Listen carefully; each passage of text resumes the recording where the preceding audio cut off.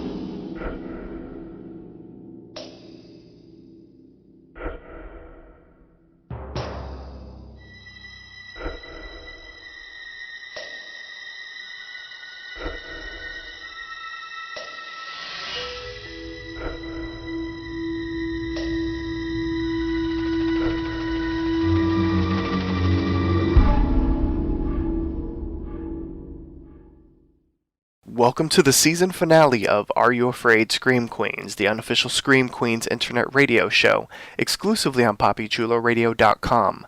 Papi Chulo Radio, pop culture on demand. Today is Wednesday, December 21st, 2016, and I'm your host, Jeffrey Aruz. During tonight's broadcast, we're going to recap, review, and dissect the latest episode of Fox's Scream Queens. Please welcome my co-hosts to our season finale broadcast. Prince Rico Suave. This is where you say hello. No, my thing was acting up. Hello, people. I got kidnapped by the Green Meanie, but I escaped and I'm here. Sounds exciting. And Priscilla Rocha. I got kidnapped by the Red Devil, but I'm here too, guys. And the funny thing is, both of you were found in a well. We rescued ourselves. Yes, with a little help from Lassie. Alright, let's get into it. Let's jump into our recap of Season 2, Episode 10, titled Drain the Swamp, and aired December 20th, 2016. Here's the official synopsis of the episode. While walking about the hospital, Chanel is attacked by the Green Meanie, only to unexpectedly be saved by Chanel number 8. Chanel number 3 is attacked by the Green Meanie, but the Green Meanie resists, and it is revealed that it was Cassidy, exclaiming that he doesn't want to kill anymore and decides to confront his mother. Cassidy then tells Hoffel that he's out, only to be threatened by her in response. Hester and Brock devise a plan to steal Munch's money and buy Blood Island. Meanwhile, Hoffel takes some barrels outside where she finds Chanel number 8, who tells her the humus in the swamp water is highly flammable, which gives Hoffel the idea to make a fertilizer bomb. As part of Hester and Brock's plan, Brock proposes to Munch, which upsets Chanel, but Brock tells her that once Munch is dead, he will propose to Chanel. Chanel number 3 and Cassidy talk to Jane, who then exclaims that Cassidy is dead to her. Meanwhile, Chanel number 5 tells Munch that she might not have Kuru, but the only way to find out is to have an open brain surgery, to which Brock agrees. Hoffel starts draining the swamp of its flammable humus, but unplugs the cryo chamber holding Denise. Meanwhile, Jane is feeding Zayday and expresses her sadness to her. Zayday convinces her that she is not a bad mother and that killing people is not the answer. Munch's surgery is complete, and Chanel number 5 reveals that they have found no evidence of Kuru in her, but she is just extremely dehydrated due to the fact that the only liquids that she has consumed for years are vodka and scotch neat. Hoffel then leads number 8, Brock, Cassidy, Munch, number 3, number 5, and Chanel into a trap in the basement, then revealing that Chanel killed her sister to everyone. Jane and Zayde come to stop Hoffel, only for her to shoot and kill Jane. Hoffel then runs away, leaving the ticking bomb to kill everyone. Denise comes and defuses the bomb. Everyone chases Hoffel, in which she ends up killing Cassidy. Hoffel then runs into quicksand, where everyone leaves her to die. In the epilogue, Chanel narrates and reveals what happened to everyone after the hospital murders. Brock and Hester steal Munch's money, buy Blood Island, and kill every tourist there. Munch sells the hospital and starts a sex class for women over 50 in Aspen. Chanel number 5 and Zayde still work at the Cure Institute and are considered the hospital's top team. Meanwhile, number 3 is a manager / executive producer for Chanel's new doctor show, Lovin' the Sea. At the end, Chanel is shown leaving the building and entering her car. She then sees an old Kappa Kappa Tau ring, then looks in the rearview mirror to see the red devil behind her. Brum, brum, brum. Okay, that was a mouthful, because a lot did happen in this season / series? Question mark? Finale. So let's get everyone's initial reaction to it. What did everyone think of the season 2 finale, Drain the Swamp? Let's start off with Priscilla. I want to say everything is summed up in the with the word afterthought. It didn't really feel like everything was leading up to a big climactic what's going on thing.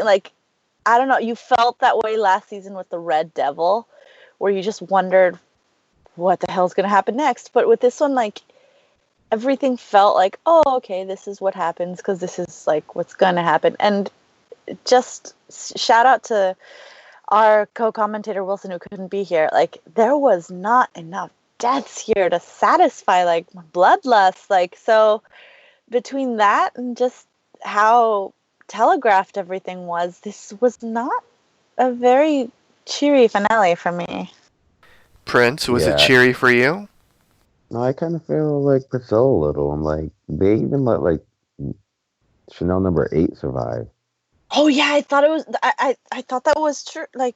I thought maybe she might have died with the baseball, but no, they didn't even go that far. Yeah, that's what I thought too. I was like, oh, she died from the baseball. That was so simple and easy. She didn't even get enough attention. And I'm next thing I know, she's checking the pH balance and growing tomatoes. Yes, because why not? So I was like, oh, okay. So I guess we're just keeping people alive now.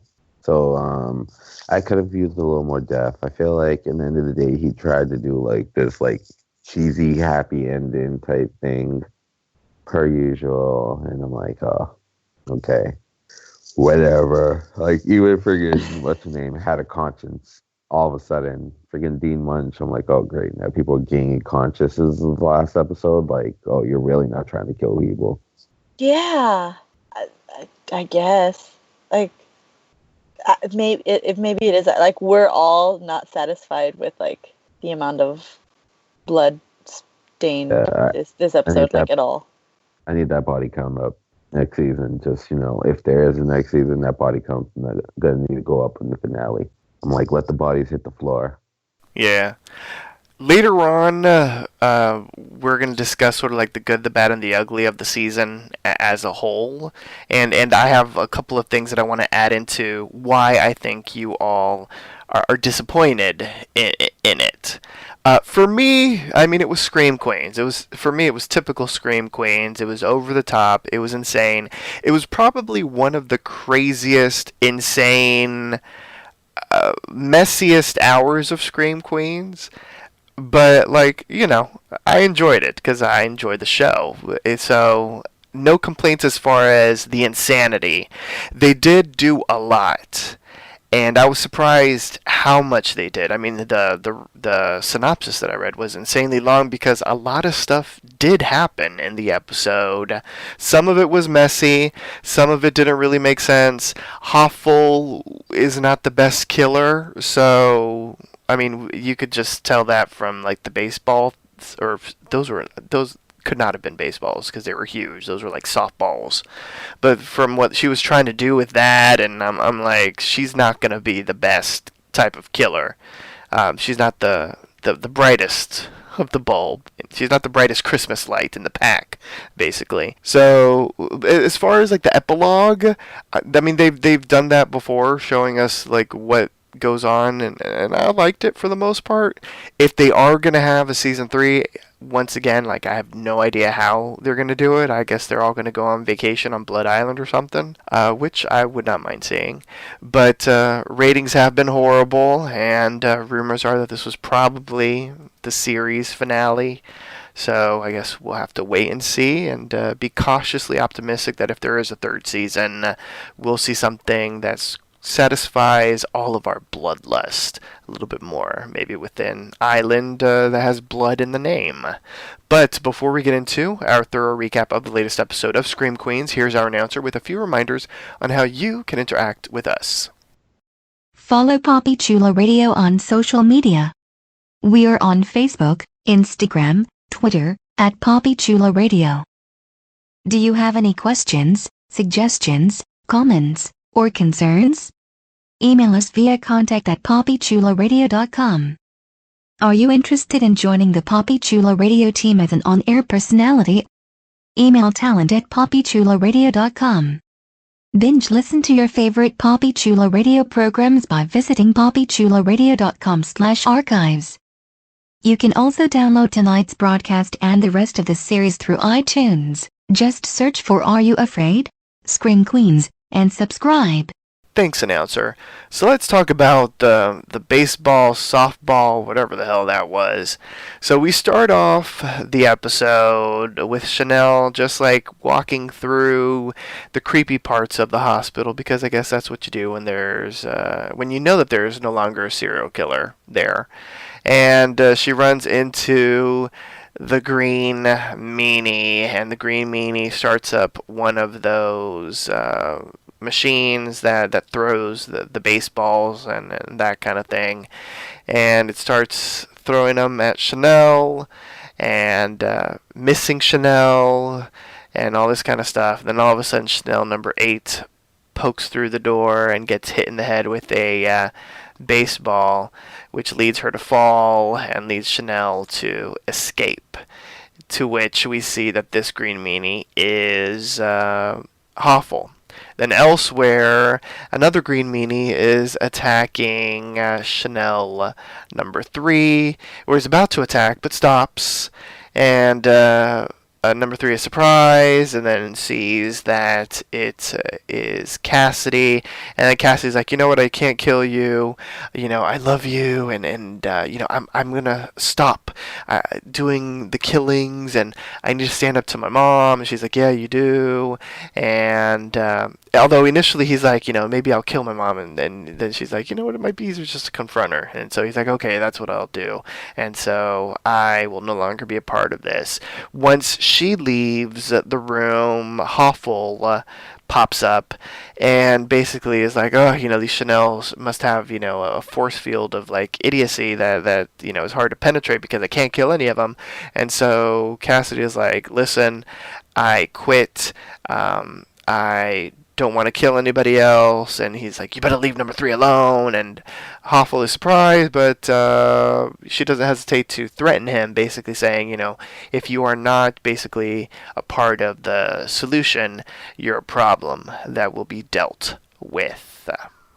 So the opening scene shows us Hoffel still gung-ho trying to kill the Chanels, and now Cassidy has decided to quit being a Green Meanie.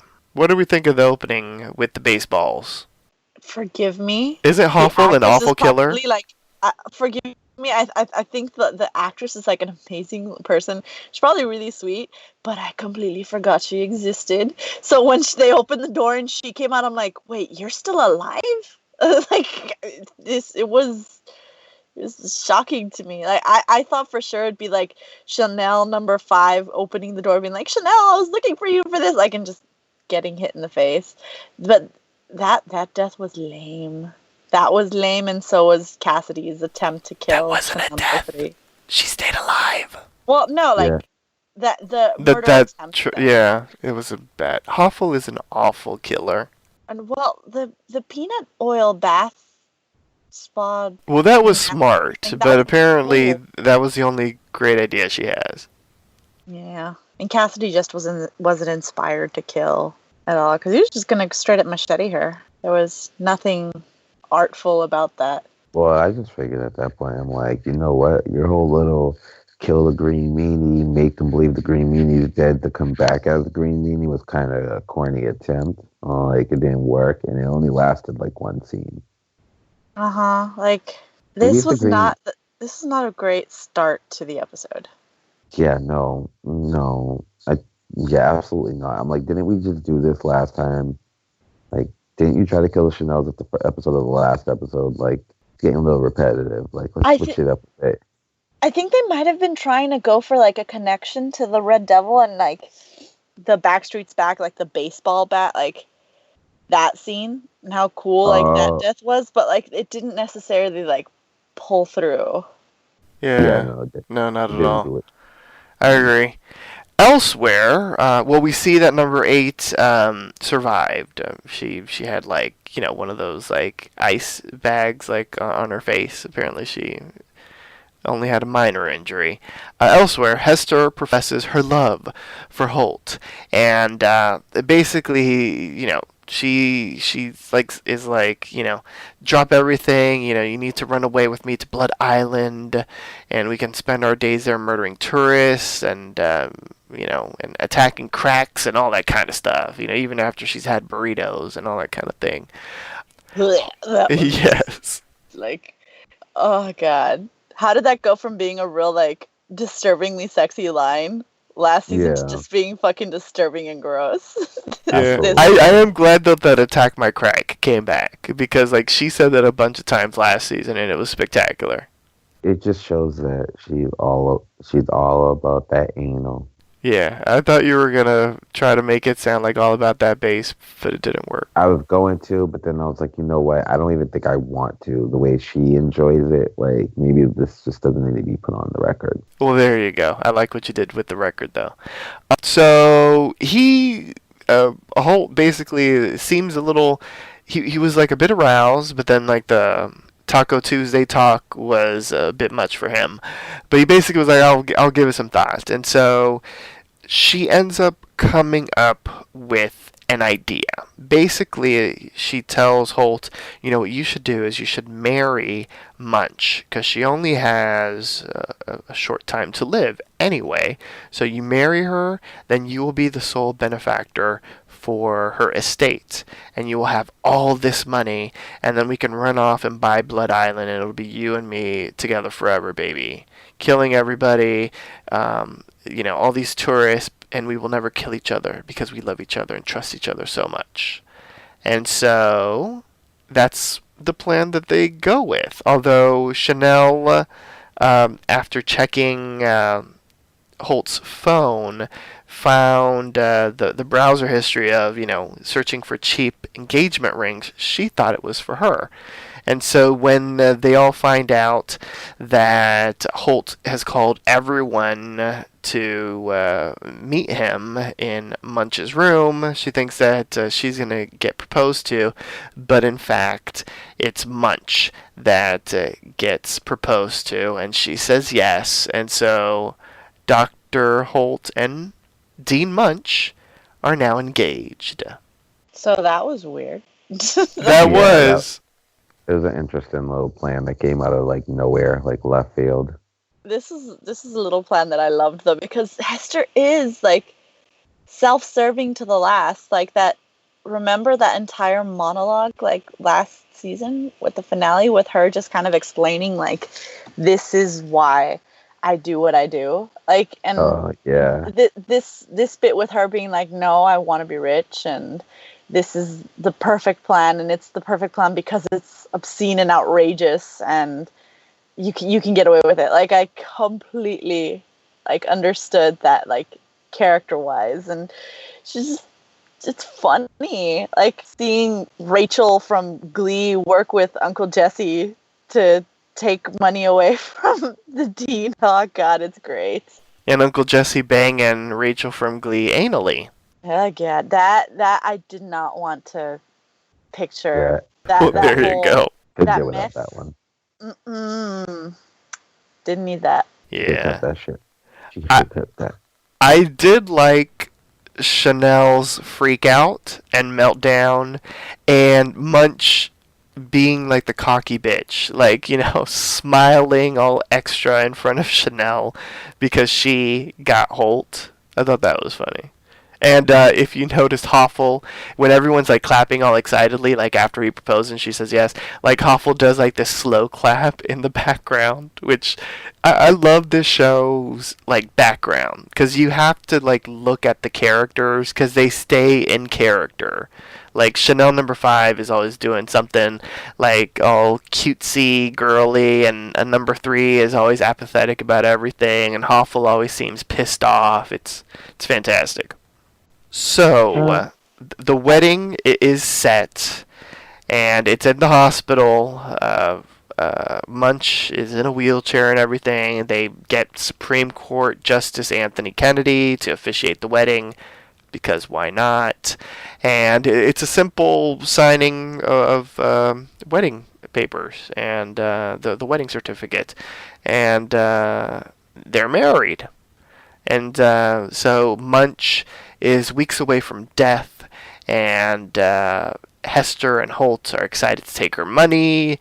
And the problem, though, is number 5, because number 5 believes that she can actually cure Munch's illness, because she doesn't believe that she might have the kudu from eating human brains.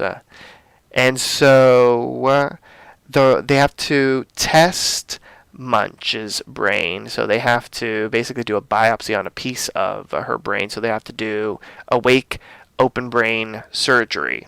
And although there's a bit of a hesitation, they end up agreeing to do the surgery.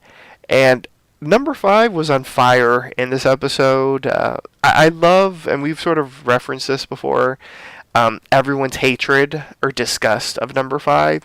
It's funny because in season 1, I feel like it was really only the Chanels that were kind of like, ugh, about number 5. And this season, it's like everybody. Because like early in the episode, when they're talking about the MCATs and how they're all doctors, number 5 is like, yeah, but I actually studied. I didn't cheat. And Chanel's like, oh, who cares? And you see Holt, and he does like this huge major eye roll over number 5.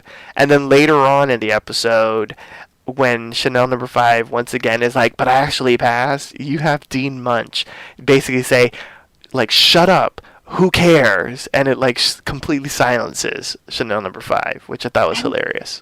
I'm trying to think, like, back to season 1. I don't necessarily think a lot of people had scenes, like solo scenes with Chanel number 5. I think the fact that like the cast got whittled down means that like you tend to focus more on what these characters are doing. Like, I could see them, like, making fun of her. Like, the only people, really, that got to interact with her that weren't the Chanels were, like, the twins who were, like, fucking her, and Grace. And her parents. Was gone. Oh, and her parents who couldn't give a shit about her and were just kind of like, Chanel, shut up. You're really annoying. Well, I think at that point, I think it was because she was, like, rich and popular that people weren't shitting on her. I think she's lost that hype. So it makes maybe that's what it was. The target. But this season, it was much more noticeable that everybody was like shitting on her. She's an equal now. Like last year, she had the like popular girl advantage because she was a Chanel. Yeah, that's true. now you're in the hospital. Like everyone's looking at you like you're not no sorority girl. Like you're not popular. That shit doesn't work here. So we hate you. Yeah. So it's surgery time, and Chanel has a plan. We get the pumpkin spice latte back, and her plan is and now this would never happen in like a real hospital setting because you would not have coffee in like the surgery room, like when you're doing surgery. So It so didn't this even look right when she did it. I So know. So this is like a completely like a leap of logic. But Chanel basically wants to pour this like piping, scalding hot pumpkin spice latte into the dean's brain when, the skull is cut open and the brain is exposed. Even number 5 is like, I don't know if that would really kill her. Like, it might scald a piece of her brain, but, that would heal and she would be fine. But Chanel is adamant that this is how she's going to kill the dean and how she's going to get her revenge so that she can be with Holt. So it's time for the surgery.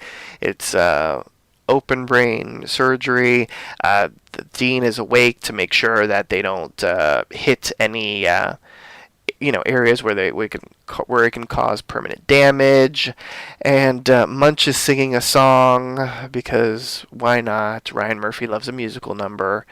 And as the song is coming to a close, Chanel is ready to throw the piping hot pumpkin spice latte, and as she's about to, Hoffel gets in the way to basically store I believe she was going to store the piece of brain matter to test it, but she gets the pumpkin spice latte thrown on her.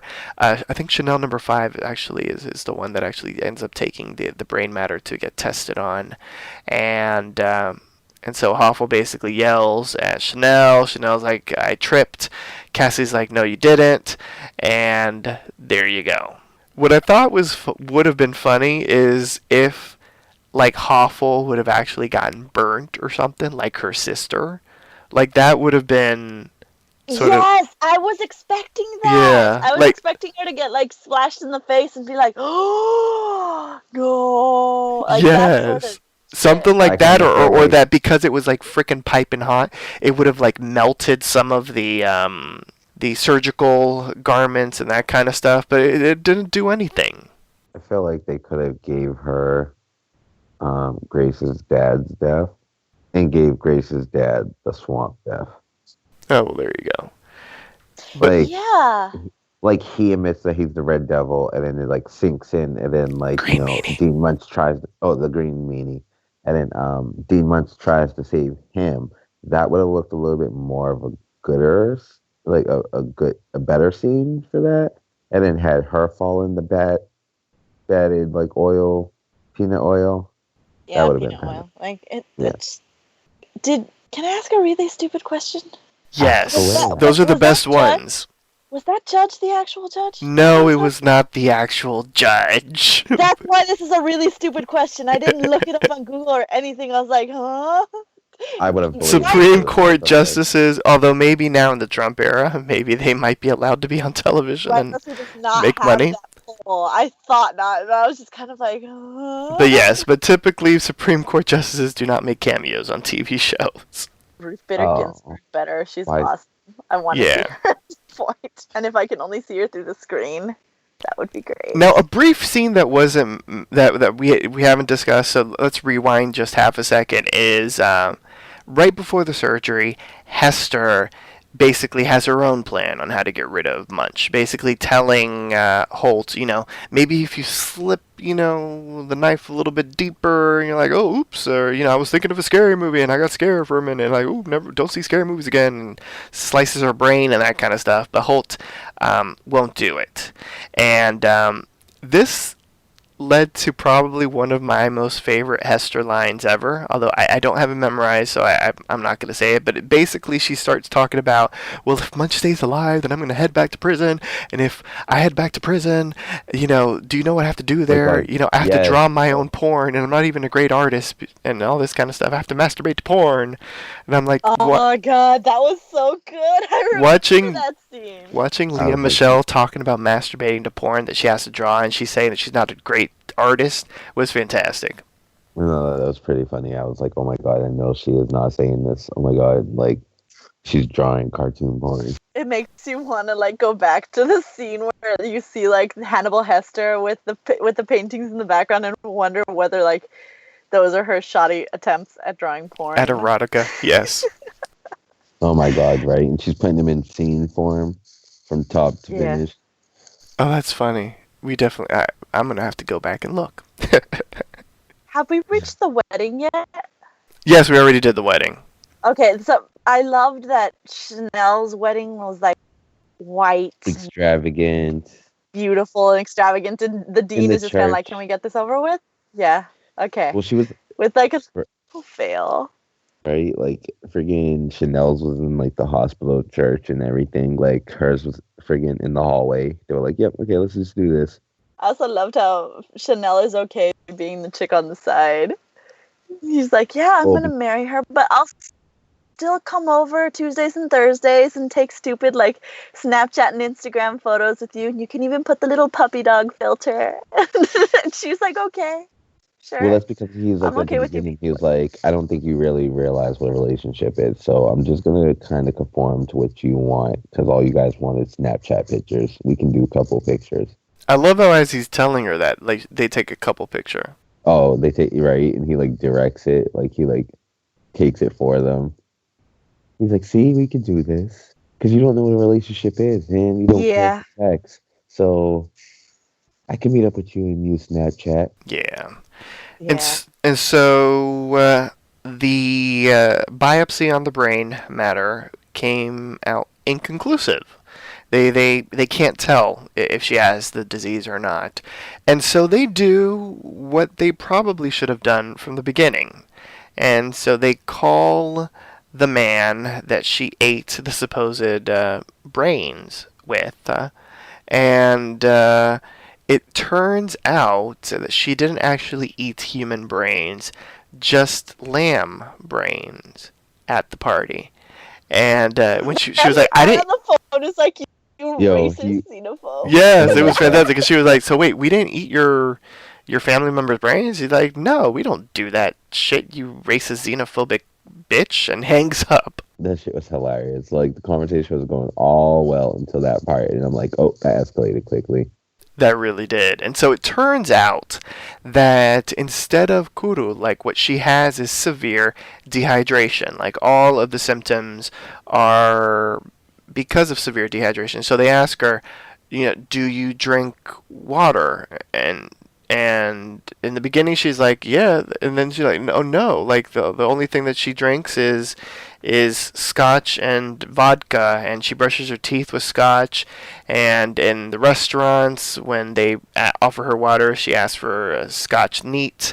Like all she drinks is alcohol, which you would think that would lead to other problems besides the severe dehydration. Oh, absolutely. Yes. So alcohol does lead to severe dehydration, guys. Yes. Put that out there. Chick's gonna have like a liver that's as hard as a rock, fucking cirrhosis all over that shit. But whatever. So they figure out thirsty. all she needs to do is drink some water. And so now everyone's celebrating. And number 8 comes in saying that Hoffel has invited everyone down to the basement to have a nice glass of champagne to celebrate. And then some of them are like, how does she know what we're celebrating? But they all head on down to the basement. And we see, we started to see earlier in the episode, so let's rewind for half a second. Hoffel is taking some barrels out to the swamp because that's where they get rid of stuff, and she sees number 8 out there with a tomato garden, and I love how Hoffel is like, Mobius, and then number 8 is like, my name is Daria, and so she approaches her and she's like, "What are you doing?" And number 8 explains that the humus in the bottom of the swamp is, she's just checking the pH levels, and it would be great fertilizer for a garden, and so she ends up creating this tomato garden, and she explained, well, I should say, Hoffel is like, yeah, but these tomatoes are glowing, and she's about to light up a cigarette, but Daria is like, no, don't do that. This is like explosive material. That little bit of fertilizer over there could kill us both. Duh. And Hoffel's like, duh. And so she gets the idea to drain the bottom of the swamp of the humus and put it in barrels. And she even Googles how to make a fertilizer bomb. And there was a little pop-up that says, are you a terrorist? Are you not a terrorist? She said that she's not a terrorist. And that was hilarious. yeah. And so she has basically created her own fertilizer bomb that she is placed in the basement. And so everyone is down there thinking that they're going to celebrate, and they enter the this cage. It's basically Hester's cage. Hester's cell in the basement, and in there they find styrofoam instead of cheese, and what was it, sparkling apple cider instead of champagne, and they're now trapped, all of them, in Hester's old cell, and Hoffel reveals her diabolical scheme. She reveals who her sister was, although Chanel's in the beginning are like, who? And they're like, oh, her.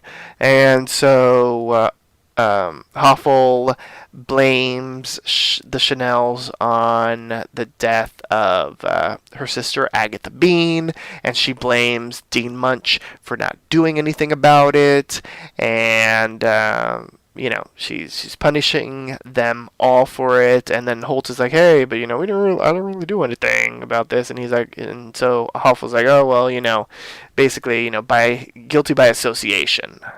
And so when everything seems hopeless for our group, Zayde Williams appears. And why does she appear? Because earlier, let's rewind a bit, we have the scene in which Cassidy basically tells his mom that he's not going to kill anymore. And so she freaks out and basically disowns him. And so elsewhere, we see her feeding Zayde, because why not, in the well, and she's sort of complaining how she's a horrible mother because he's no longer wants to kill for me. And then Zayde's like, no, that means that you're a good mother because you taught him to be good and to do good. And she's like, well, he did watch Modern Family. And she's like, no, it was because of you. And so Zayde convinces Jane to go to the hospital to see all the good that the hospital now does. It's not the same hospital as before, and you should see what your son has been a part of, that we actually cure people and everybody's happy. And so after, I guess, touring the hospital, they head into the basement where they find everyone captured, and Jane basically is like, Hoffel, you need to stop. I know that I called you earlier and was like, I'm Team Hoffel, but you should stop, stop trying to get revenge. I've seen what this hospital's doing. It's all fantastic. This, that, or the other. And so Hoffel's like, basically, bye, bitch, and shoots her in the chest. So she orders Zayde to take her into the cell with everyone else, and Hoffel basically makes a run for it. So Cassidy rushes to his mom's side. Obviously, her wound is too severe to be treated, but she's like, your dad would have been proud, and I'm proud of you, and you did the right thing, and that kind of thing. And so, as they're all about to die, they're all like, maybe we should confess our deepest, darkest secrets. And no one's confessing anything. But then Chanel number 5 does blurt out. I think she just yelled it out. I think she was like, I'm not going to die a liar type shit. And so she blurts it out, and she says that she has teeth in her vagina and that they hurt. They're sharp. Oh my sharp. god. We finally got the truth. We finally Yes. got that was the gag of this episode. That was, but if you rewound that scene, because I had to, because it was just silly, if you look in the background, John Stamos is like trying his hardest not to laugh. As Too. yes, like you could, he's like, he almost broke, but he didn't. But like he like nearly did. Like as she's like explaining about her teeth and like how they hurt and they're sharp, like he was really about to like die laughing. Like I believe that they had to do that like with multiple takes. Aw. Absolutely. And that was like one that stuck because they caught it in time before he started laughing. Yes. Like backtracking a bit, that death with the mom, god damn it. Like I was hoping for it to just go nuts at the end and for the mom to like come with a match and like destroy the hospital and be like, aha, like, or to take her son down with her and be like blaze of glory, and instead like she just gets shot. Anticlimactic. But like Green Meanie actually died like last episode. Like this was just Nurse Hoffel going on a killing spree. I know, right? And so after that shocking revelation from Chanel number 5, we have someone here to save the day. It is a freshly defrosted, still all calcified Denise Hemphill from Quantico. And she's basically like, so what did I miss? And Munch is very happy that her cryo chamber has worked. And Denise is like, thank you, Crunchy Munchy, and all that kind of stuff. And they're like, hey, you know. Is our president female now? Oh yeah, that line was good. Yeah, and everyone was like, She said that was hilarious. She was like, "Oh, I can't believe it." She's like, "Our president is a female now. I can't believe I missed that." And they're all looking at her like, "I don't even want to break the bad news to her right now." I know, right? And so they're basically, and then they're like, you know, hey, you know, look over there, there's a bomb, and you know, we need to get saved. And so Denise is like, oh no, you know, they didn't teach me how to defuse a bomb in Quantico, but luckily I saw the TV show Quantico and I saw Alex Parrish defuse a bomb back in season 1, so I believe I can do it. And so she looks at it and she's like, oh, I don't know if I can do it, but then she's like, I think it might be this wire. If I just, you know, remove this wire, you know, the bomb, the clock will stop. Either that or we're all gonna die. Should I do it? Should I not? And then she finally takes it, and she ends up defusing the bomb, and she reminds us of what a badass she is. So how they needed her. Exactly. So with that, a chase ensues. We see Hoffel packing up her stuff, which, like, if there was only like 6 minutes left, like that was either really fast or she was like she was taking too much time to like go back into her office and like create a little box to like pack up her things. She but took a meat cleaver in.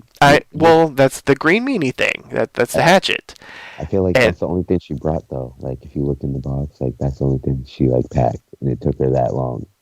Maybe that, too. And so as she's leaving, she sees the rest of them, so she drops her box, but she takes her hatchet. She runs outside to where the swamp is. Everyone chases her, and then everyone freezes as Hoffel throws the machete at the group, and it looks like it's about to hit number 3. No! But Cassidy Cascade jumps in the way and saves them all, taking the hatchet to the chest. And it was very funny that everyone was like, well, you know, you could have just pushed her. And number 3 is like, no, this is his redemption. He needed to do this. Oh and, my god, no. Yeah. Oh my god, number 5 was like, I don't think it works like that. No, Denise Hemphill being like, this is probably like the 3rd in the choices that you could have done before this. Like, oh god, Denise, I'm so glad you're back. Even if it was just for this episode. God, she made me laugh. Loved her. Yeah. That whole like scene was just epic. It was like you had John Stamos and Denise like, dude, like, are you like, come on, buddy, like, are you that stupid? Like, how'd you become a doctor and you didn't think to like jump out of the way of the machete. And then all of a sudden you have like friggin' Chanel. They're like, I don't think you can be redeemed, Chanel number 3. Like, I don't know if that's how that works. And she's like, it is. That's exactly how it works. Yes, and so after pausing for a really long time to take care of Cassidy, they realize she's still on the loose, and so they rush after Hoffel, who has like a little powered boat type of thing packed up with stuff. So she already had stuff packed up there. She has stuff packed up everywhere, but she can't get it to start, and so she ends up running away, and the group is chasing her, and then all of a sudden she steps into some quicksand. And yeah, and because she was a green meanie and she was trying to kill them and all this kind of stuff, like nobody really thinks that saving her makes any sense. And so they start watching her sink deeper and deeper into the quicksand, and they're all ready to leave, but then Munch ends up teeny tiny itty bit of a conscience and tries to help her, but the help from Munch fails because the branch breaks, and then we see Hoffel get consumed by the quicksand, and Hoffel bubbles away. Silence in respect of I am Hoffel. Well, no, I don't think it's in respect. I don't think it's in respect. I don't think it's in respect. I just was kind of like, are we done? Like, are we Yes. done, or are we done, or are we finished? God, that Okay. swamp stuff looked gross though, like that It quicksand. did. Oh yeah, It did. quicksand is probably not the best way to die. No, it probably isn't, but I'm like, it looks a lot Not better even, it than looks- that swamp water. It looks like sewage. Like, It looks like the Wow. stuff that comes out of Hester after Taco Tuesday and some yes, anal.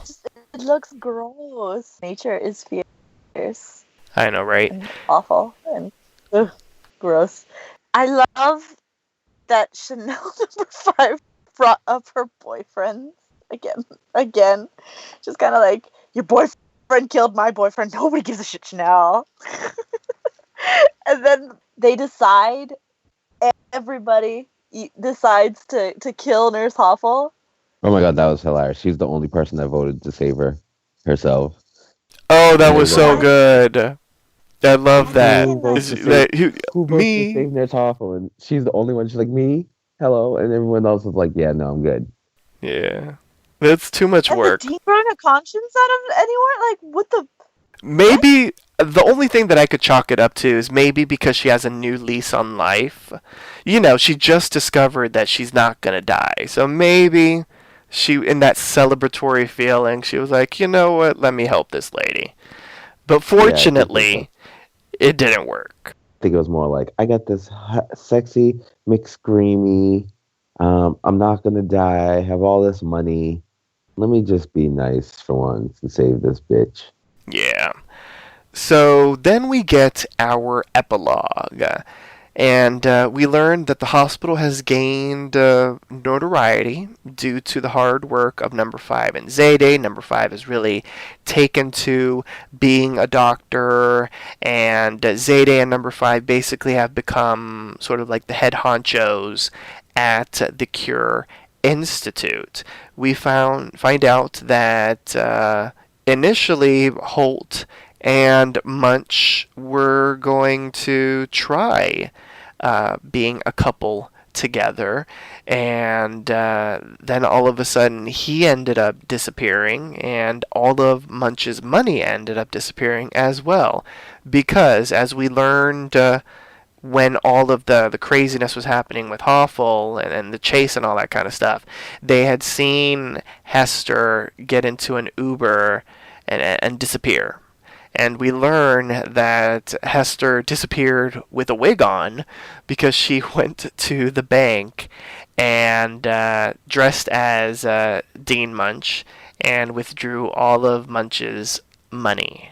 And she ended up buying Blood Island and escaped there with Holt. Can I just say, one of the funny things, like the gags of this series, is that this woman is still called Dean Munch, and like the dude at the bank was like, Dean Munch, It's just it kills me because that's not her freaking name, but because of like the school setting of the first season and how all these students now work under her, like they still call her Dean Munch, but like even like non people from Wallace University call her Dean Munch, which makes me laugh. Maybe her first name. It's Kathy. It's Catherine. Catherine, yeah. So maybe she just got it legally changed to Dean I or don't know. something. It was because funny. just keep fucking. I thought the same thing too. Yeah, because I was like, even the bank person is calling her Dean Munch, and I loved how because they showed the ID that Hester used, and it was just a really like funky picture of like Hester with the bad wig on, and I'm like, how does anyone think that this is Kathy Munch?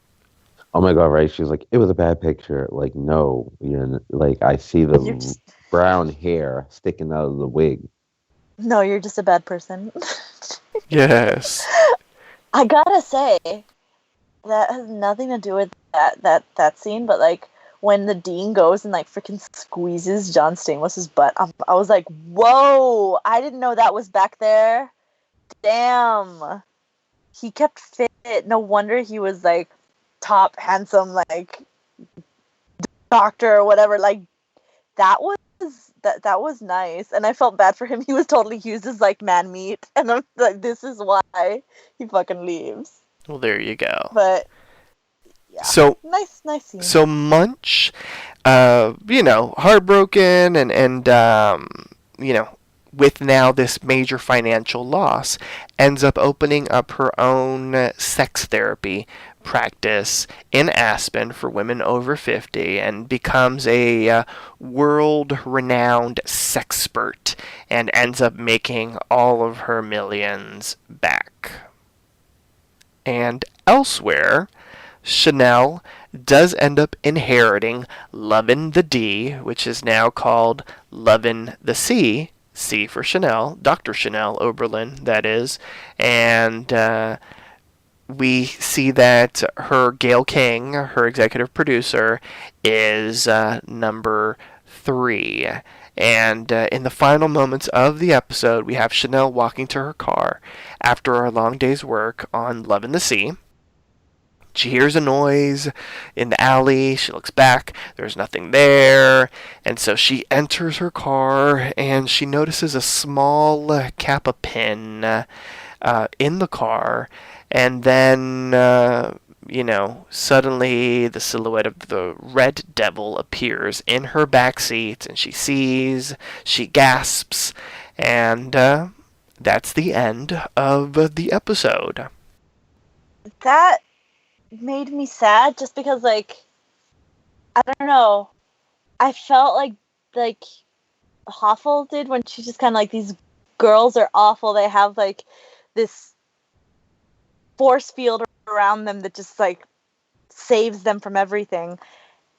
In the last season, their lives were ruined. Like they took away their fortunes, they took away like their mark of sanity. Like nobody was happy in the end except for like Hester, like except for the quote unquote good guys and like the main architect, the main bad guy. And in this one, everyone ended up happy, and I'm like, I am not watching an episode of happy endings on Netflix. I'm not watching Once Upon a Time. What is this shit? Why is everybody happy?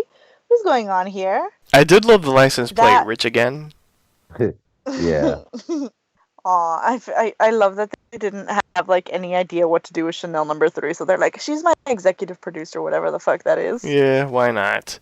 So before we get into our theories as to who this Red Devil could be, do we all want to discuss everyone's, I guess, happy ending? Were we surprised by any of the endings?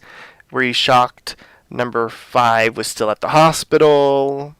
Or the whole Blood Island thing with... I thought it was gonna be like a shot with Hester just staring at the camera and like grabbing like the champagne glass and being like, coming honey, and like the champagne glass is broken, like implying that she's gonna kill him too. Like something along those lines where you see like, this is not all cherries and happiness, like bad shit's gonna happen. And no, it Well, was see, just No, the only thing No, cracked I is didn't. the things that's gonna get attacked. Well, I didn't mind it because the waiter comes over and he's like, the first guest will arrive soon, like pretty much saying that like they destroyed their ship Yeah, I and that love that because like when he said, oh, the boat hit the reef or something like that, I was like, oh, okay, that just because that could mean yeah, that they're they here, docked or they something. docked and whatnot. But then we see in the background that the boat is like smoking, and then he's like, oh, they're the healthiest ones are swimming ashore and they're going to be on shore soon and that kind of stuff. I was like, oh, okay, so they're really taking this They're gonna whole do like thing. Monster Island, like they're gonna hunt, which is maybe a hint for what season 3 could be. Maybe they might lie to everybody, give them free tickets, and trap them on the island. Yeah, and it'll turn into Harper's Island. Yeah, exactly. But it's Blood Island. Exactly, which makes it man. even better. It's Blood Island would be fun for them to like go to next season if there is a next season. Well, absolutely, especially if they think they're going for like an all-exclusive resort trip, and then it turns into like this like hunt and chase cat and mouse game. Yeah, where they can infinitely make fun of other like beach shows like Hawaii Five-O and Lost and shit. Like they have so much fodder for Baywatch. that. Jaws. Yeah, Oh. I agree. I think Blood Island, exactly what Prince said is what I was imagining. That if they do renew it for a third season, that the reason why everyone would be there is because somehow they get kind of like if you've ever seen the movie House on Haunted Hill, like a bunch of random people got invited to the house, and crazy spooky shit started to happen. So they're all in different careers and different locations, so they all get these cryptic, weird invites to the island. And they show up, they're like, oh, you're here, and you're here, and you're here. And then they realize after some time, exactly what's going on once people start dying. Man, we have such great ideas. Yeah. Hire us. Exactly. Well, we have to see if a season I 3 say it ends all up the time. happening. No, Ryan Murphy just needs us on his panel for American Horror Story and Scream Queens. Just let us help you write your shows. We got you. Exactly. Then we can actually get Michelle Pfeiffer on American Horror Story. Or Sarah Michelle Gellar. God, Oh my God. Sarah Michelle yeah. Gellar for Scream Queens. I just want her yeah. anywhere. I agree. I can agree with that too.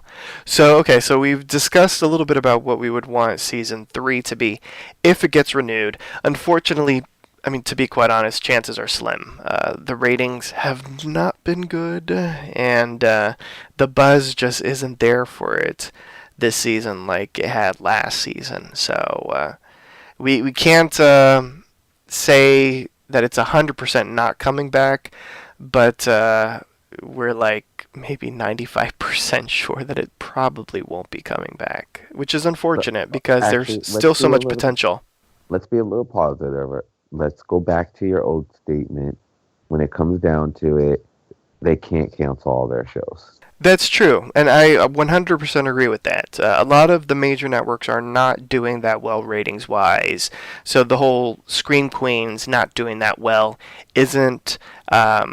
This isn't just a Scream Queens problem. A lot of shows are not doing well, and a lot of the new shows are stinking. Basically, a lot of freshman Except I series. enjoyed The Exorcist, but they said it stunk. But I actually really enjoyed it. Yeah, I enjoyed The Exorcist too, but the ratings have not been that good. But it's on a Friday, so that's kind of like its own beast. Yeah. When shows are on Fridays, so They could move Scream Queens then, like, to Fridays or something else. Like, and they could make They it could. cheaper. Like, That's true. well, the at that problem point. is making it cheaper might not help, and I want to discuss that when we discuss sort of like season 2 as a whole. I want to get to this question before we get into that. But just to sort of like wrap up what I was saying, like they can't cancel everything, so there might be hope that it could return, or and this would be a rare move, a broadcast show moving to cable. but they could move it to FX where the ratings expectations are different. So that's an idea. I don't know if they would because it rarely happens. I kind of I feel don't like think they it would happen. low key kind of should, because I'm like, you know what? I hate to say it and I hate to be this person, but I feel like FX just throws shows on there to get canceled. They're kind You of mean like Fox or FX? no, Like- FX. I kind of feel like FX is kind of like USA in the sense where they pick up shows just because the name sounds cool, but it doesn't end up being as good as it's supposed to be.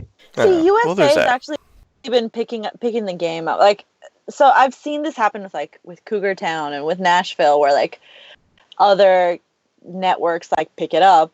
Correct. Shit like And those are American one of the Next Top rare Model, like- occasions, because both of those examples are broadcast shows moving to cable. It doesn't always happen, but it can. And the only reason why ideally it could happen is because Fox and FX are owned by the same company.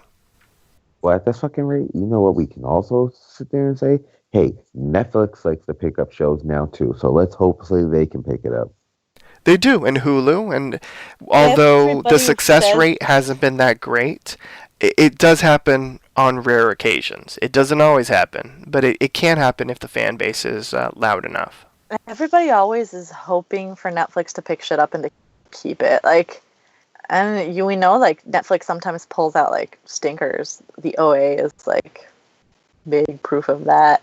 But like, I don't necessarily feel like it's the type of show that Netflix would keep to continue. Hulu, on the other hand, I could see them doing that. Like, they picked up the Mindy Project before, and it had worse ratings, didn't it? Yeah. I don't remember. And it was a Fox thing. Like, I think maybe Hulu might be the Fox picker-upper. Yeah, maybe. So, let's discuss who's the Red Devil. Who do we think? I think the obvious choice is Grace, but this could also be a fake out like they did last season where we found out it was Chad Radwell. So maybe it's Well, I feel someone like- Chanel knows. I feel like anybody from the first season that would jokingly have done it is already like dead. They're or dead, Moved yeah. on. So I think at this rate, the only person it could be would be Grace. Maybe Grace knew that her father was going to go there. And then the fact that he never came back to visit, she kind of was just like, you know what, I'm about to suit up. Oh gosh. I But would oddly love enough, if I would love if our expectations were twisted, and it turns out to be like another one of the KKT sisters, like Chanel number 3 or Chanel number 5, finally like nutted up Oh my and God, or- decided like I'm done with this. Or Def Taylor Swift's like sister. Yes, like I would love to see a return back to like KKT roots. to season 1. Sam's brother. No, Because- it needs to because- be. It would, and then like all of a sudden number 3 falls in love with Sam's brother too. So like she like is in love with like Sam's family. Oh my god, you're crazy. Like funny.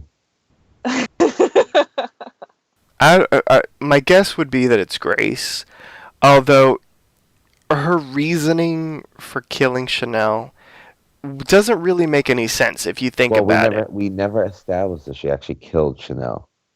No. I'm saying her reason to want to kill her would not really make any sense because if you really think about it, yeah, she was in that whole scenario, but like really Chanel like led her to a nervous breakdown. Like I think everything that was happening with the murders, which weren't fully Chanel's fault, led up to her nervous breakdown. And then Chanel didn't kill her father. Like, those were the other green meanies. So she has to go under the assumption that, oh, it was Chanel that killed him or something like that. That maybe would want to lead her to want to kill Chanel. Maybe she's looking for Hester. There you go. Why not? Maybe no, Hester would not have had enough of like human hunting in Blood Island. It couldn't be her. But Maybe like it was Grace looking for Hester. So she's like doing some Kill Bill shit, going through the list to find her. Oh gosh, well there you go. So, I guess maybe we'll never find out. Maybe we will. To be quite honest, if this is the series finale, I feel like they wrap things up And they also left it kind of like how they left it in the first season, to where, I'm like, okay, it's fine if it does end here. Like, I wouldn't complain, but I do want to see more. So before we do, oh wait, go ahead. I'm just gonna be kind of like the opposite and be like, if it ends the way it did, like, it should end with a bang, not a whimper. Like, Yeah, if you're gonna bring it back, like, bring it back, like, with a vengeance. Like, don't bring it back like you did with season 2. And well, let's talk about season 2 as a whole. Let's talk about the good, the bad, and the ugly of season 2. What worked, what didn't work, and what was just bleh. I just felt like it was everywhere. That's what kind of fucked it up for me a little. It was just like, it was funny, but it was just a little all over the place. Like, I don't know. Maybe you know what it was? Maybe it's this whole case of the week. Maybe like I didn't enjoy it because it just kept killing them off. They kept bringing them on to kill them off. Maybe if that was organized a little bit better, where I didn't feel like I was like, maybe if you brought all the patients in at once and I got to know them as like a group and then watch them get picked off one by one, that would have been a little bit more interesting, like the sorority girls last season. well, shit, maybe if You know it what I mean? pulled Like a we sort had of like weeks to get to Hannibal, know. like maybe if it pulled a Hannibal and like had the deaths, but had the deaths all be like really fucking intricate and like crazy looking, like, because I still think of like that chick that got like all of her blood like gotten rid of like at the donation, like, Oh, yeah, we didn't drained, really even yeah. like get to know her, but like that death was fucking epic.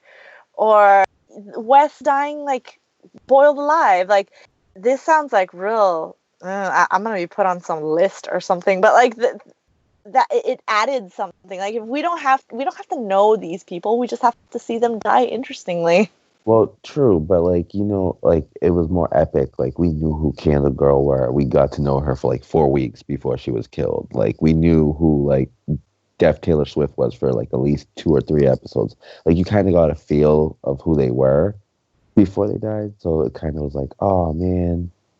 And then the deaths were epic. Like a lawnmower, like cutting off their head. Like doesn't get any better than that. Like I feel like these ones were just like simplistic deaths. Okay. So my thoughts, because, I mean, I've probably been the cheeriest one in the group, but it doesn't mean that I can't think of the show analytically.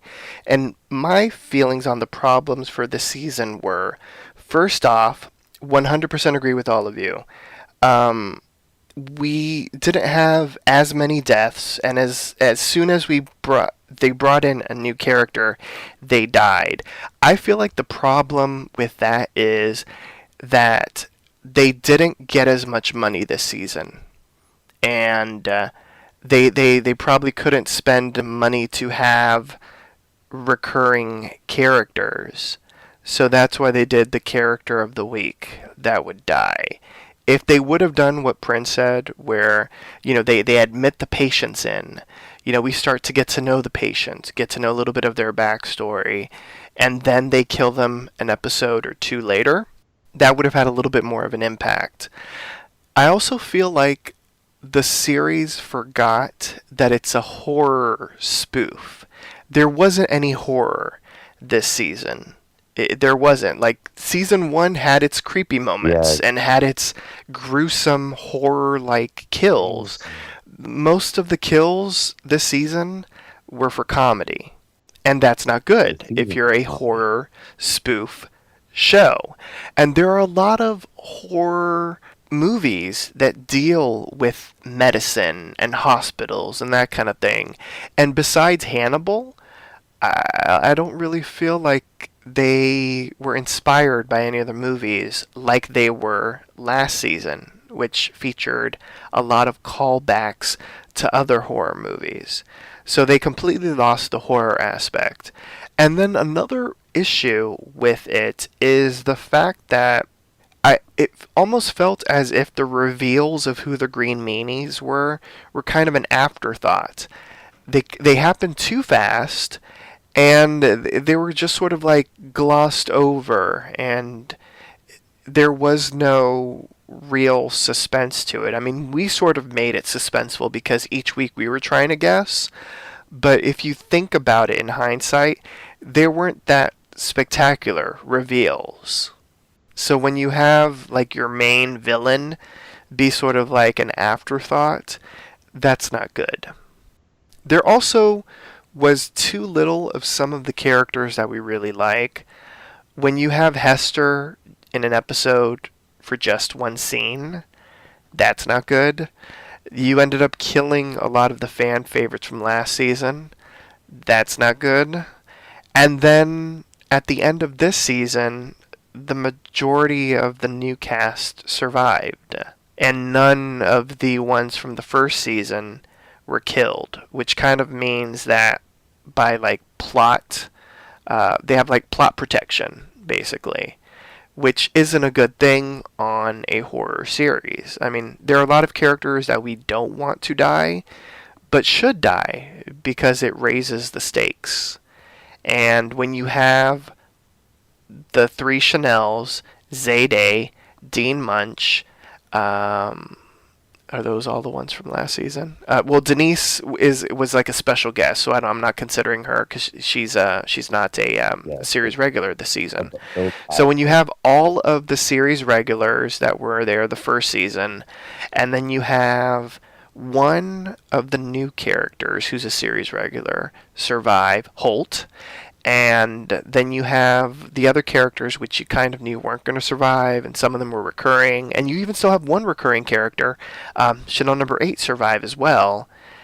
Those are a lot of people surviving, and someone should have died from that group, at least one or two people.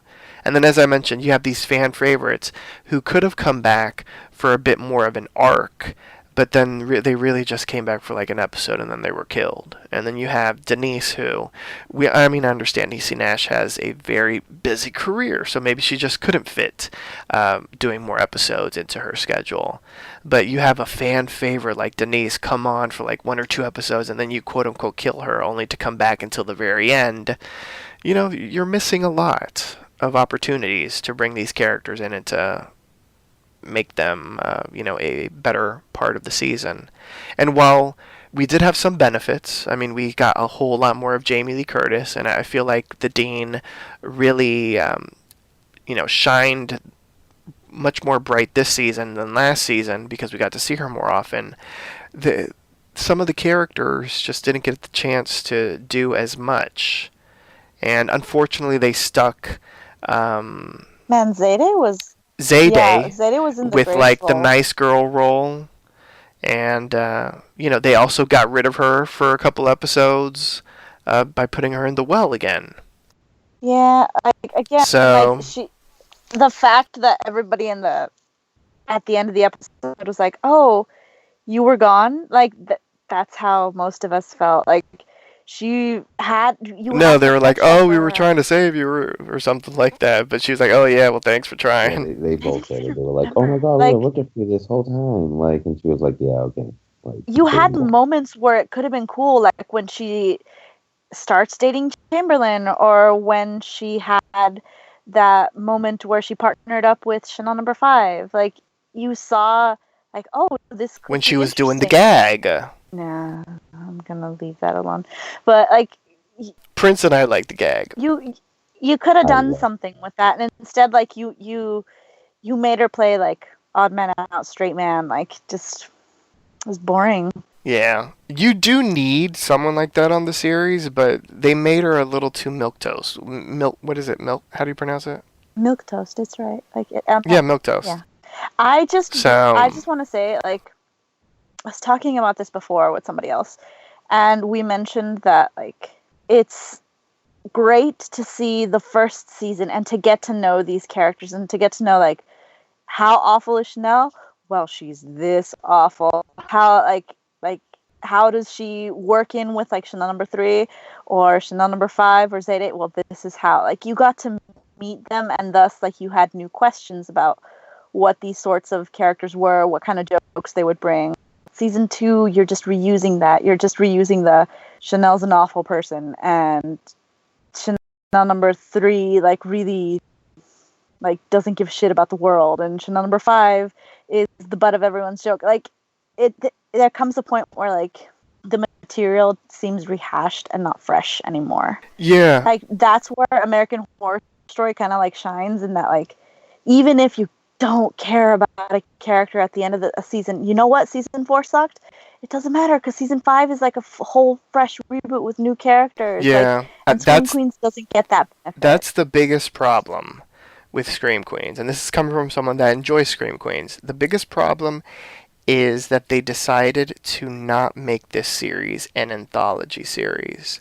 They decided to continue on where it left off with the survivors, and then so on and so forth. What they should have done is one of two things. What they should have done, is one of two things. One, they could have kept the same cast, and they could have created new characters for them, and done sort of like the American Horror Story model, where they're playing new characters, it's a new location, blah blah blah. Or they could have done the second option, which is give them either new character names or keep the same character names, have them be the same characters, but in a new location, as if the previous season didn't exist, so that it's anthology-ish, but it's the same characters in a sense in a new location. So, like the first season, like what we saw, it was like Chanel Oberlin. She's the Kappa Kappa Tau president, and all these characters were there in the university. Let's say this next season, they would have done it in the hospital, but they don't have that history of the Kappa Tau. Like, they're fresh characters, but they're the same character. You know what I'm saying? So that there isn't that burden of anyone that died in season 1 can appear in season 2. You know what I'm saying? Sort of. Either kill off somebody that's regular, somebody that we got to know, have them evolve, have them change, have them be a different thing, or like, I don't know, like it felt like going back to routine jokes and keeping the characters and just introducing characters that you knew were going to be killed off that day, and not making the deaths themselves like something to remember. And also, this is just a side, like a quibble thing, but like I saw this happen with Glee, and it happened here too. Like with Scream Queens 1, like you don't get Lady Gaga, you don't get Katy Perry, you don't get Justin Bieber, you don't get like the newest material out yet, because this is a new show. So what do?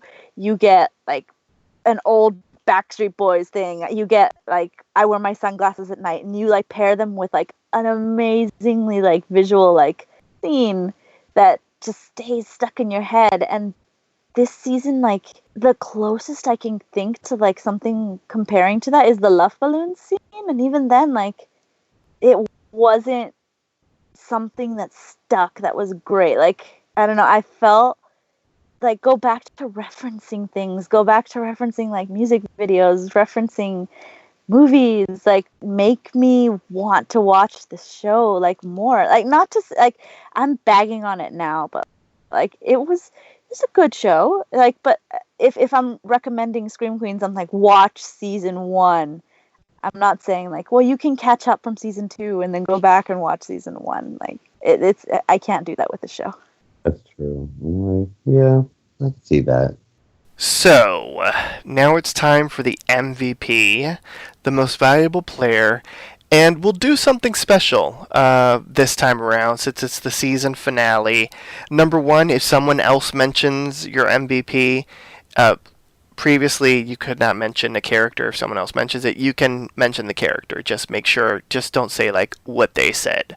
You know, bring your own essay answer to the table. Don't plagiarize. So character of the episode or character of the season? And then I was also going to say, this can be the MVP of the season. It doesn't necessarily have to be for this episode. So the character, the MVP, your most valuable player of Scream Queens Season 2.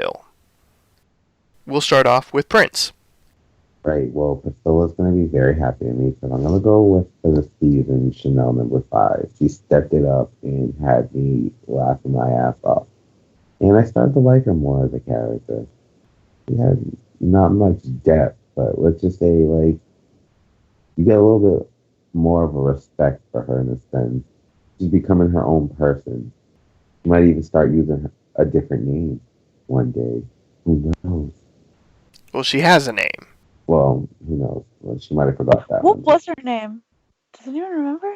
Oh, gosh. It was like a really horrible name. It was like Number Agnes. 3... No, it wasn't Agnes.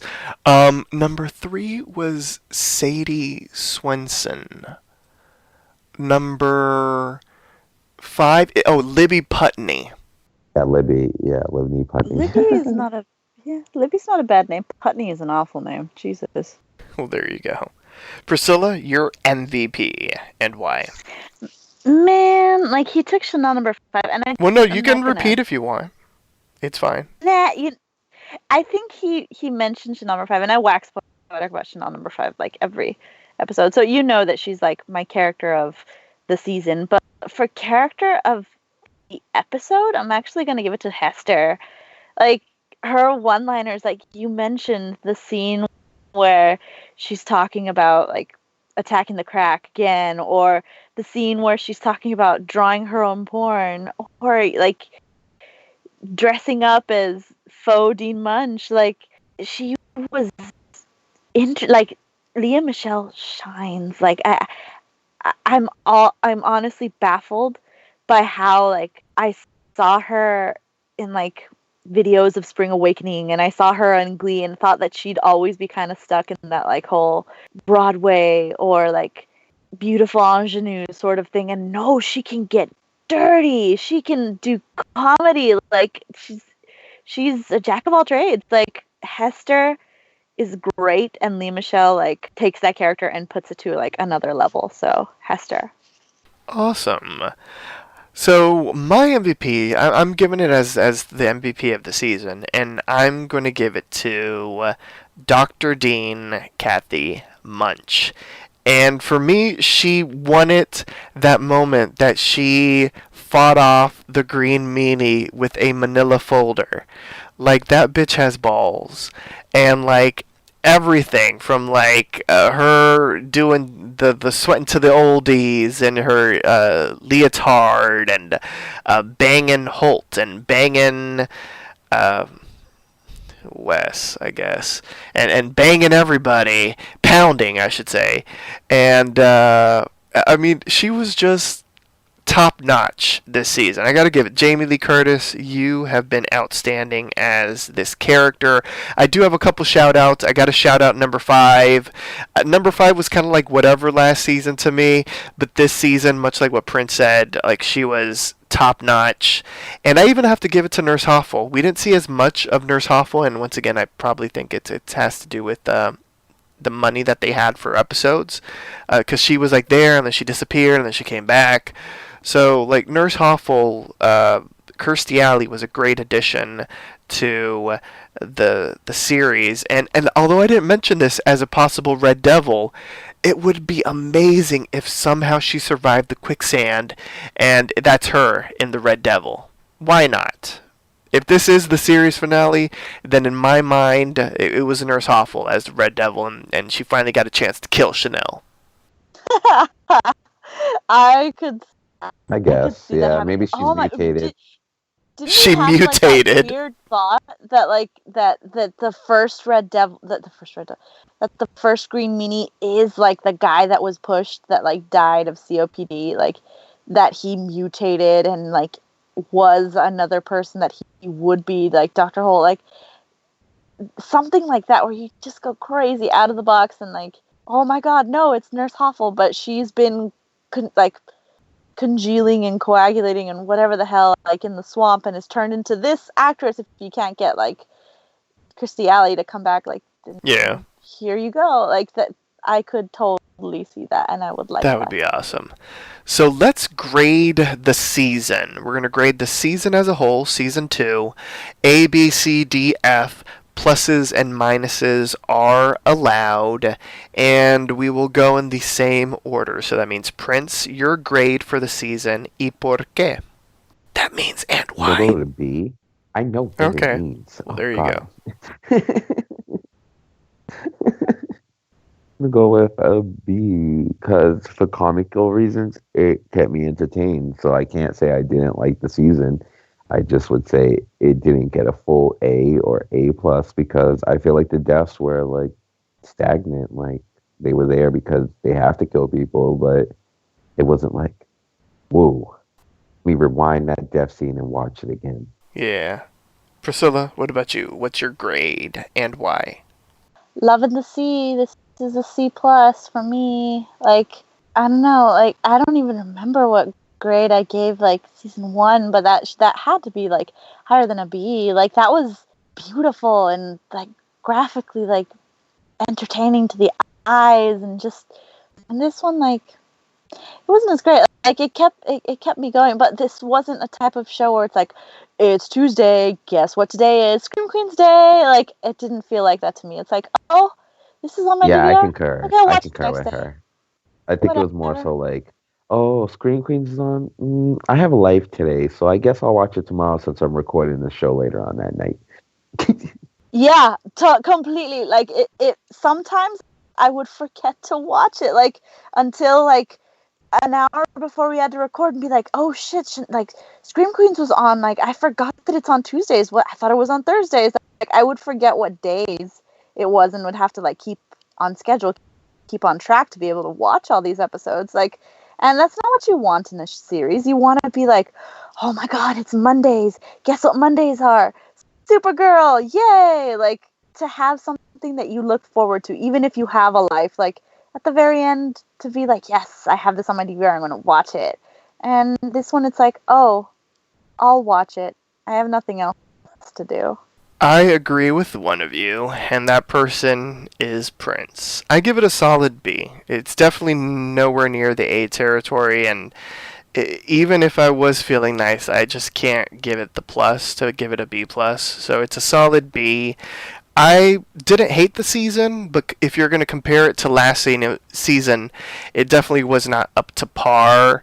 There were a lot of elements that were nice, but there were a lot of elements that just didn't work. And unfortunately, probably for reasons that maybe we'll never know, whether it's financial or whatnot, the format that they chose for this season just wasn't as good as what we had in the first season. And the first season seemed like bigger and bolder and brighter, and usually you're supposed to make the second season even better than the first, and this season kind of seemed like a cheap imitation of what we saw in season 1, which is a shame because there were a lot of elements that were nice. I mean, we got to see more of our favorite characters, and we got to maybe start liking some characters that we didn't like in season 1.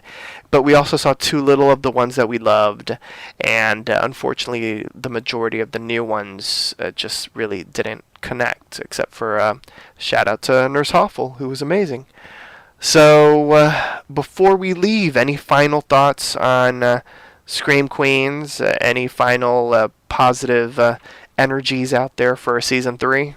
I feel like if you're gonna do season 3 and you're gonna make these celebrity cameos, such as like Colton Haynes and Brooke Shields, you could try to give us at least more than just one episode with them. Maybe just a little. That'd be Yeah.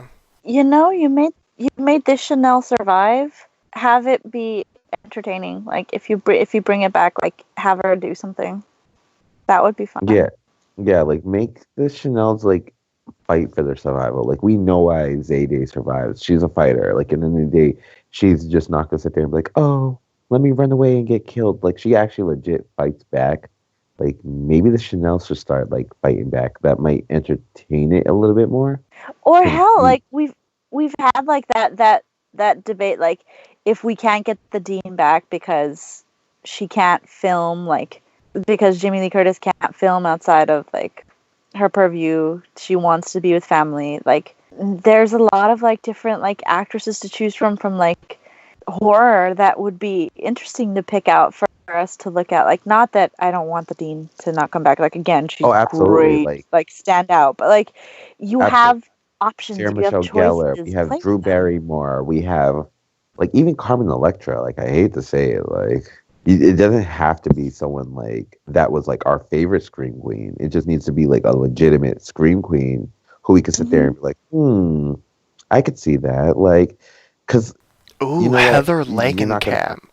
What is she doing? Okay, I was, Ryan Murphy, call her. That would be great. She was a Nightmare on Elm Street star.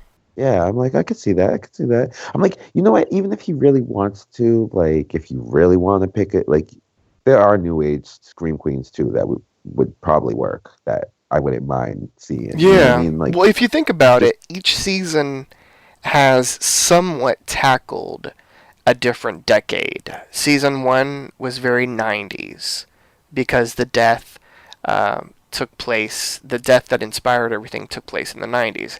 This season has been very 80s. So a lot of the music, much like in season 1, a lot of the music was 90s music. A lot of music this season Yep. has been 80s music. So if they return next season, I don't see them going into the 70s because the most of the cast is No. very young. What I can see them going is into the 00s, into from like 2000 to 2010, and we'd get a lot of music from then.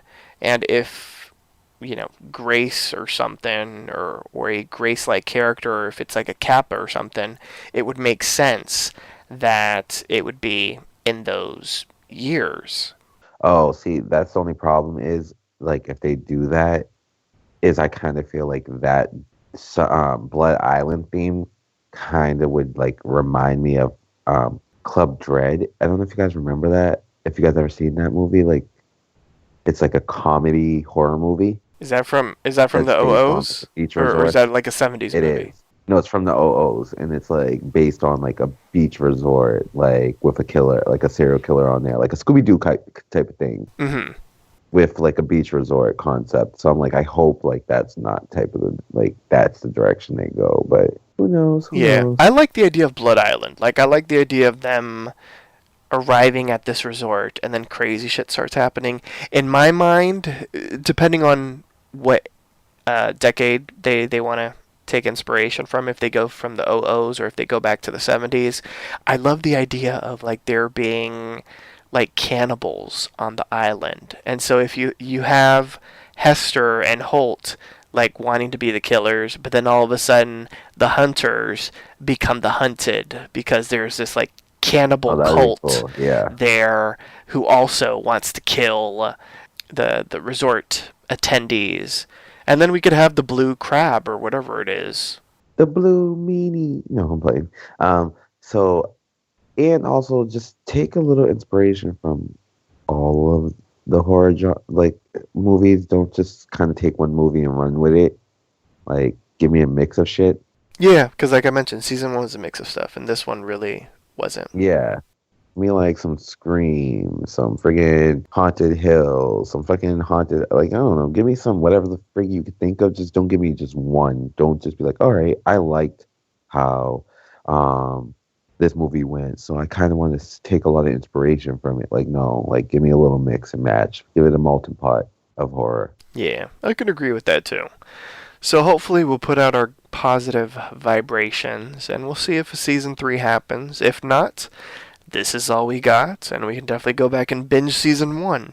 Don't waste my time again and me another show. I'm getting tired of my shows being canceled. Well, there you go. Like, wasting time watching shows just for them to be canceled. Ain't nobody got time for that. In the immortal words of Sweet Brown. So on that note, we would like to thank our listeners for joining us these past 10 episodes. Once again, here's our announcer to remind you on how you can interact with us. Follow Poppy Chula Radio on social media. We are on Facebook, Instagram, Twitter, at Poppy Chula Radio. Do you have any questions, suggestions, comments, or concerns? Email us via contact@poppychularadio.com. Are you interested in joining the Poppy Chula Radio team as an on-air personality? Email talent@poppychularadio.com. Binge listen to your favorite Poppy Chula Radio programs by visiting poppychularadio.com/archives. You can also download tonight's broadcast and the rest of the series through iTunes. Just search for Are You Afraid? Scream Queens, and subscribe. Thanks, announcer. Co-hosts, for the final time this season, please wish the listeners a good night and a happy holiday. Good night, bitches. And don't let the Red Devil get you on Christmas Day, because we know Santa ain't real and the Red Devil is. So watch your back. Well, damn. Thanks for tuning in. From all of us here at Are You Afraid, Scream Queens, we wish you a good night and happy holidays.